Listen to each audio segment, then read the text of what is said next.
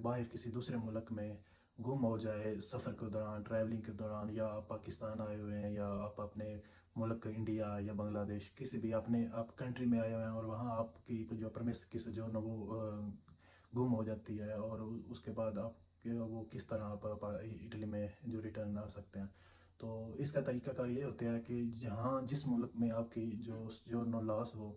उसी मुल्क में आपने सबसे पहले जो वहाँ की अथॉरिटी होती है, यानी पुलिस हो या हर मुल्क की अपनी अपनी एक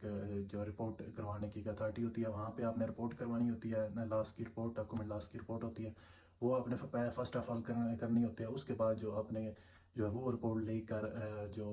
इटली की एम्बेसी होती है जो उस मुल्क में होती है जहाँ पे आपकी गुम हुई है, वहाँ से अपॉइंटमेंट लेनी होती है। उसके बाद आपको वो एक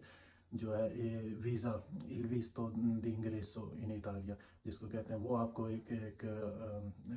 रिलाशो करते हैं।